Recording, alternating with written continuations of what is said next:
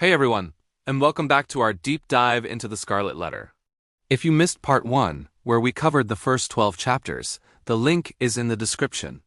Now, let's jump right back into the story. 7 years have passed. Little Pearl is no longer a toddler, and Hester Prynne is, well, she's not who she used to be.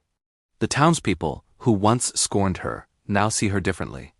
Through her quiet dignity and endless acts of charity, the Scarlet Letter A has taken on a new meaning for many. They say it stands for able.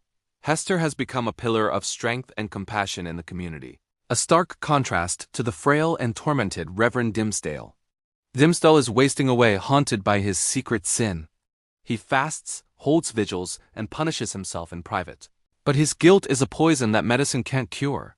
He's a living ghost, adored by his congregation but loathing himself. Meanwhile, Chillingworth, the man who was supposed to be his doctor, has become his personal tormentor. He's no longer just a scholar. His quest for revenge has twisted him into a fiend, relentlessly poking at Dimmesdale's soul. One night, Dimmesdale's anguish drives him to the scaffold, the very place where Hester stood alone 7 years prior. In the darkness, he lets out a cry of pain. Hester and Pearl, returning from a deathbed vigil, see him there. He calls them up to join him. As they stand together, hand in hand, a meteor streaks across the sky, illuminating the clouds in the shape of a massive letter, A. For Dimmesdale, it's a sign from heaven, exposing his sin. For the townspeople who also saw it, they believe it stands for angel, marking the passing of the governor. In that moment on the scaffold, Chillingworth appears like a specter from the shadows, his face a mask of triumph and malice as he leads the weakened minister home. Hester sees the destructive power Chillingworth holds over Dimmesdale and decides she can't stand by any longer. She confronts her estranged husband, telling him she will break her silence and reveal his true identity to Arthur. Their meeting is chilling. Hester declares that the bond she made with him is broken, and she will no longer be a party to his cruel revenge. Later, Hester arranges to meet Dimmesdale in the forest, a place of freedom away from the judgmental eyes of the town. She brings Pearl along. There, under the canopy of ancient trees, Hester finally tells Dimmesdale the truth. Chillingworth is her husband. The revelation crushes him. He collapses, realizing the depth of the hatred that has surrounded him. But Hester doesn't let him despair. She urges him to escape, to start a new life somewhere else, maybe even with her and Pearl. For a fleeting moment, a spark of hope ignites in Dimmesdale. He agrees. In a symbolic act of freedom, Hester unpins the Scarlet Letter from her chest and throws it away.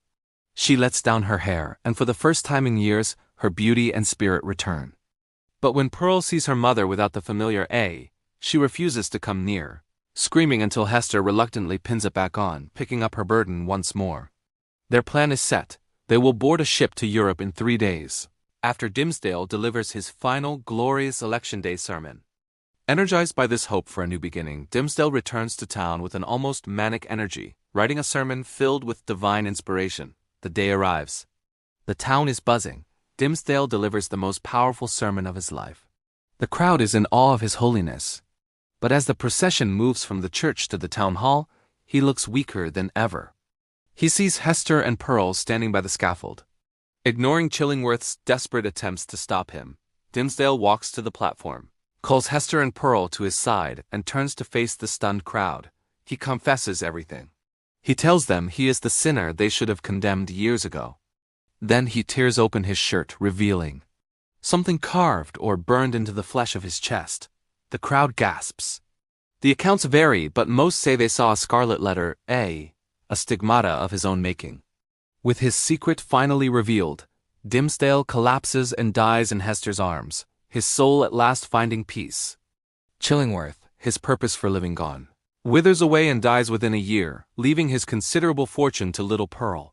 Hester and Pearl disappear from Boston. Years later, Hester returns alone, voluntarily taking up the Scarlet Letter once more. She becomes a source of comfort and counsel for other women in trouble. When she eventually passes away, she is buried near Dimmesdale, sharing a single tombstone that reads, "On a field, sable, the letter A gules." A final, somber testament to their shared story. And that's the tragic, powerful conclusion to the Scarlet Letter. What a journey. Thanks so much for watching with me.